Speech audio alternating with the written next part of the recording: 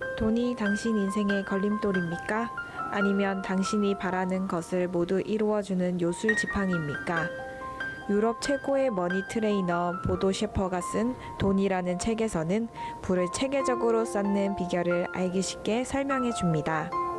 먼저 보도 셰퍼는 돈의 저축 목표에 대해 이야기합니다. 우리가 직접 관리하고 영향력을 행사할 수 있는 것들을 관리 영역이라고 부릅니다. 그것을 책임져야 하는 범위를 개인의 책임 영역이라고 부릅니다. 돈을 관리하느냐 못하느냐에 대해서 전적으로 돈을 관리하는 사람의 책임이지요. 관리하는 영역 안에 돈 관리가 들어오면 돈 관리를 잘 하는 것이고, 그렇지 못하면 돈 관리를 못함으로 인한 책임을 져야 합니다. 사람들은 문제를 맞닥뜨렸을 때 목표에 집중하지 못하고 문제만 보게 되면 결국 목표 달성이 어렵다고 이야기합니다. 하지만 문제보다 목표가 크다면 목표에 집중하게 되고, 그렇게 계속 목표를 쫓다 보면 목표 달성을 할 수 있다고 합니다. 따라서 우리는 목표를 크게 잡아야 합니다.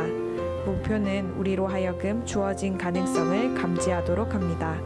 그러므로 당장은 극복할 수 없어 보이는 문제도 목표가 더 컸더라면 상대적으로 작은 문제에 불과했을 수도 있습니다. 보도 셰퍼는 부채 관리, 수익 관리, 투자 관리에 대해서도 자세히 이야기하고 있습니다. 부채 관리에 있어서 부채를 먼저 갚아야 하는 데에는 동의하지만 자신의 모든 자금을 부채 갚는 데에 사용하지 말라고 조언합니다. 보도 셰퍼는 50대 50의 원칙을 강조하는데, 빚 갚는 데 50% 이상을 쓰지 말고 나머지 50%는 저축해야 한다고 말합니다. 그래야 빚을 갚아야 하는 문제에 집중하지 않고 저축을 해야 하는 목표에 집중할 수 있기 때문입니다. 수익 관리에 있어서도 맹목적으로 저축해라고 이야기하지 않습니다. 저축을 하지 못하는 사람에게 저축을 시키려면 저축을 할 수 있는 근육을 키워야 합니다. 이 책에서는 매달 수입의 10%부터 저축을 하라고 합니다. 이 10% 저축이 향후 황금알을 낳는 거위가 될 것이라고 합니다. 지금 당장 10% 저축이지만 나중에 10% 계좌가 여러 개 늘어날 수 있습니다. 급여가 오르게 되면 급여 상승분의 일부분을 추가로 저축해서 자신이 필요한 자금을 마련할 수 있게 됩니다.